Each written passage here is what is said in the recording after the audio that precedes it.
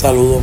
En estos momentos vamos a estar hablando sobre la continuación al capítulo de los aminoácidos 1. En este caso nos tocará el capítulo de aminoácidos 2. Ustedes deben recordar que estos aminoácidos forman proteínas o cadenas polipeptídicas, y ese número de cadenas y la longitud de las mismas varía considerablemente. Hay proteínas del sistema biológico que tienen asociadas a ellas subunidades de forma no covalente. Por ejemplo, hemoglobina contiene 4 de esas subunidades. Una proteína de categoría oligomérica es aquella que posee al menos 2 de estas subunidades iguales. Estas subunidades que son iguales se le puede llamar protómeros. Es por esto que hemoglobina es una proteína oligomérica dimérica que tiene protómeros alfa y beta, porque ya tiene 2 alfas iguales y 2 betas iguales. También existen cadenas polipeptídicas en una misma proteína que están enlazadas de forma covalente por puentes de disulfuro. Insulina tiene 2 puentes de disulfuro. Y es que de forma general la masa molar de un aminoácido es de 110 gramos por mol. Así que si yo tuviese 686 residuos de aminoácidos, si yo quiero sacar la masa molar de la proteína, lo único que tendría que hacer sería una multiplicación sencilla de 686 por 110 gramos sobre mol, para así poder determinar de forma aproximada, eso es bien importante que lo recalquen, que la masa molar de la proteína sería 75.460 molar mass. También vemos acá en la tabla 3.2 que hay múltiples proteínas que pertenecen al sistema biológico, y logren ver esta masa molar de las proteínas de forma bien extensa. Pero esta masa molar que está aquí es la exacta. Si queremos sacar la aproximada, simplemente debemos multiplicar el número de residuos de aminoácidos por 110. Y acá vemos también que una proteína simple solo tiene aminoácidos, que es lo que conocemos de biología general. Ahora, una proteína conjugada, además de los aminoácidos, tiene unidos componentes químicos. Esos componentes químicos pueden variar. Un grupo prostético en la bioquímica es una parte no aminoacídica de una proteína conjugada. Este grupo contribuye a la función de la proteína. Por ejemplo, acá tenemos a las lipoproteínas, que además de ser proteínas tienen un grupo químico que es una grasa. Esta grasa contribuye a la función de la enzima. Ejemplo de esto es la lipoproteína B1, que se encuentra en la sangre, y así sucesivamente. Ahora vamos a estar hablando sobre un método de separación proteico que se le conoce como la cromatografía de columna. La teoría dice que hay elementos estándares en este tipo de cromatografía, como por ejemplo un material sólido y poroso que se deposita en el interior de la columna, que vemos en la imagen, que puede ser de plástico o de vidrio. A través de la matriz se encuentra la fase estacionaria, que fluye una disolución, la fase móvil. La disolución que sale de la columna por la parte de abajo se le conoce como el efluente, y es reemplazada constantemente por otras disoluciones. Vemos también que cuando yo deposito la muestra y la muestra comienza a separarse, puedo diferenciarla acá, en este caso por color, que tengo 3 proteínas. Pero si yo quisiera saber qué proteínas están bien separadas, este espacio que está aquí blanco me está mostrando una separación de forma perfecta, en la que yo puedo diferenciar la proteína A y la proteína B. Otra cosa importante es que pueden estar separándose múltiples proteínas, no importa el número. Y esta separación mejora pues, a medida que ustedes ven el espacio muchísimo más separado.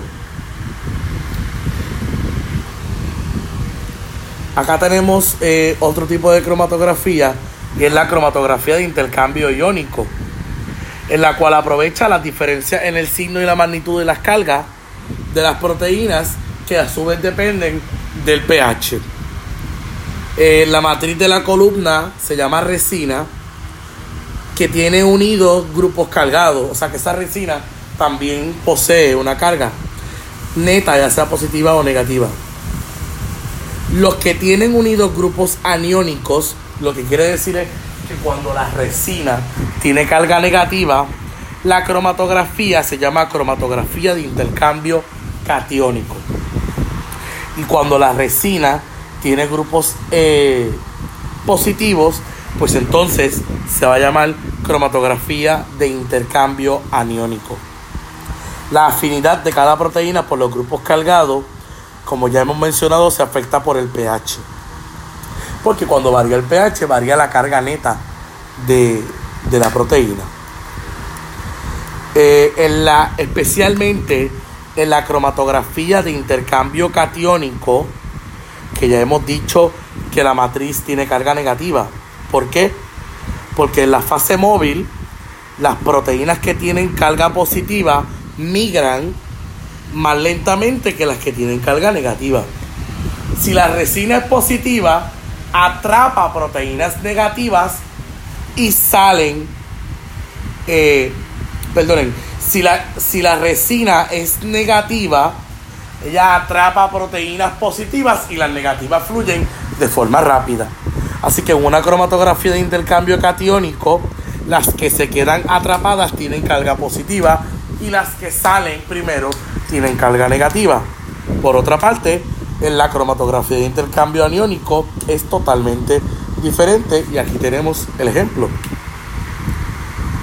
Y tenemos dos problemas para que los practiquen. Recuerda lo siguiente: si la resina tiene carga negativa, pues ella va a atrapar cosas positivas y por ende lo negativo saldrá fluyendo. Acá dice que un bioquímico desea separar dos péptidos por cromatografía de intercambio iónico. Al pH de la fase móvil, el péptido A tiene carga de -3 y el péptido B tiene carga de +1. Si hablamos de una resina de intercambio catiónico, tenemos que hacer el ejemplo. El tubo es positivo, porque si vamos a la teoría, dice, el tubo es negativo. ¿Para qué? Para que atrape a las proteínas positivas y las que salgan sean las negativas. Quiere decir que en este caso la que huye primero es la proteína A, que tiene una carga de -3, y en el otro caso la proteína B, que tiene una carga de +1. Esta, que es por cromatografía de exclusión molecular, más bien se enfoca en el peso, y lo que quiere decir es que las proteínas de mayor tamaño, como no entran en las cavidades de la matriz, salen primero. Así que mientras más pesada, más rápido va a salir. Y esta, que es la cromatografía de afinidad, depende de ligandos y receptores y de cuán afín sea la proteína con las moléculas que componen a la matriz. Por otra parte, tenemos el proceso de electroforesis que hemos visto en los cursos de genética. Esta técnica de la electroforesis está basada en la migración de las proteínas debido a su carga. Las proteínas migran pues, por cierta partícula que hablaremos pronto. Como ya dije, las proteínas se separan por la razón masa-carga, más bien por la masa y por la carga. Y esto es una técnica semi-cuantitativa. Se utiliza una gel que generalmente es de poliacrilamida. Es que la gel blandita que tenemos en la fosa. o más bien en la cajita, que está acá, esta es la gel. No solamente se utiliza el poliacrilamida, sino que también se puede utilizar la agarosa. Las proteínas, utilizando el Comazid Blue, se tiñen, y utilizando el sodium duodesil sulfato o el SDS, pone a las proteínas de forma negativa para que migren hacia el polo contrario, porque pueden mirar la imagen, hay un polo negativo y hay un polo positivo. Al final logro identificar la proteína, vean, por su masa, y también las que migran más rápido, o las que están acá abajo, diríamos nosotros, podemos asumir que su carga va a ser más positiva que las que están arriba. Y también podemos poner varias muestras. Esto es más teoría de la electroforesis. Esta que está aquí se le conoce como el enfoque isoeléctrico, el cual se utiliza para determinar el punto isoeléctrico de una proteína. Aquí lo que hace es que se establece un gradiente de pH, dejando que una mezcla de ácido y base orgánico se distribuya de forma natural, y cuando se aplica la proteína, cada una se desplaza hasta que alcanza el pH que iguala a su punto isoeléctrico. O sea, el pH en este caso tiene que igualar a su punto isoeléctrico. Las proteínas con distintos puntos isoeléctricos se distribuyen de manera diferente a lo largo del gel, y acá podemos ver todo el tipo de proteínas. Y acá tenemos otras proteínas del sistema biológico con su punto isoeléctrico. Y que quede claro que el punto isoeléctrico es ese pH al cual la carga neta de la proteína es 0. Ahora vamos a estar hablando sobre cómo podemos encontrar la secuencia de un polipéptido. En este caso, si la proteína tuviese más de una cadena, pues estas cadenas realmente se pueden separar y purificarlas. Lo que quiere decir es que se pueden aislar. Si tuviese puentes de disulfuro, que es la forma covalente para enlazar cadenas polipeptídicas, pues pueden ser rotos. Se determina la composición del aminoácido. También logramos identificar el terminal N y el terminal C, porque recuerden que un aminoácido tiene un carbono alfa, tiene un nitrógeno y tiene el carboxilo. O sea que estos dos que están acá son los terminales. Para separar estas cadenas polipeptídicas, primero se debe entender que existen subunidades que no siempre están asociadas, como el puente de disulfuro. Utilizando pH, maybe se pueda separar urea o salinidad extrema. También, para romper los puentes de disulfuro, que es la forma covalente, pueden ocurrir oxidaciones y reducciones del puente. Se puede oxidar con ácido perfórmico,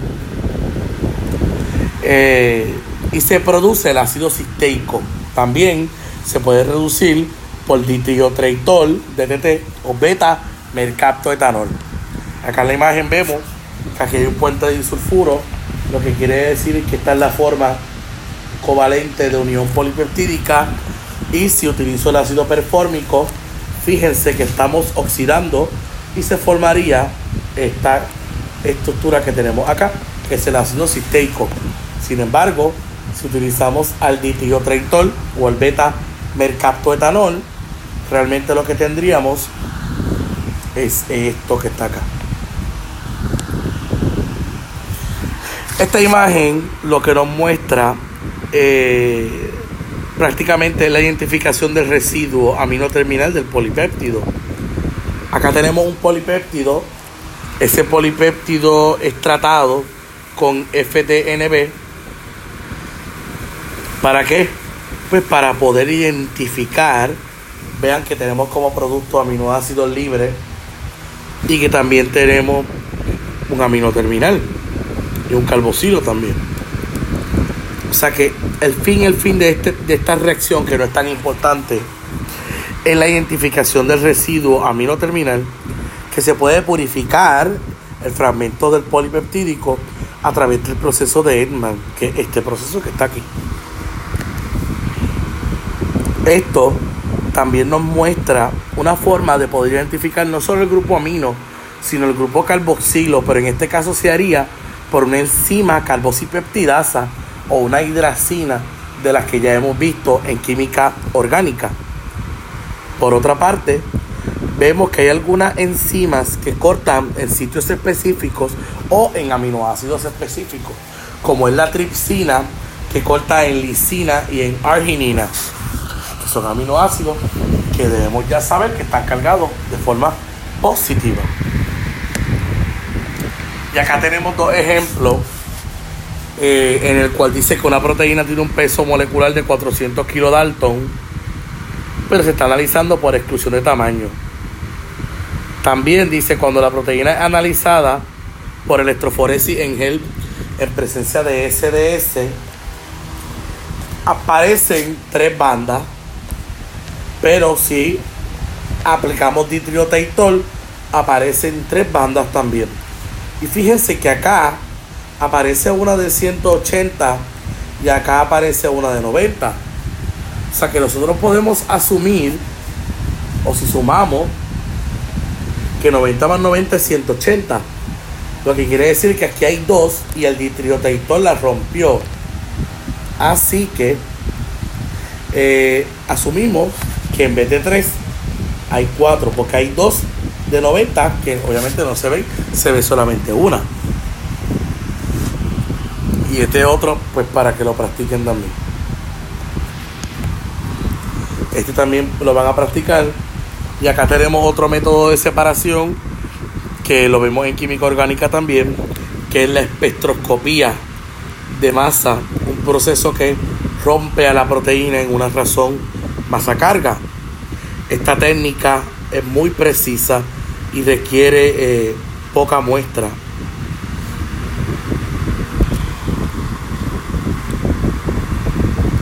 Y ahora vamos a ver otro proceso, ¿verdad? De cómo péptidos pequeños pueden ser sintetizados. Acá vemos donde hay un residuo de aminoácido que está siendo protegido. Así que estas reacciones que vamos a ver son necesarias para la formación de cada enlace peptídico. El grupo 9, o sea, el FMOC, esta cosa que está acá,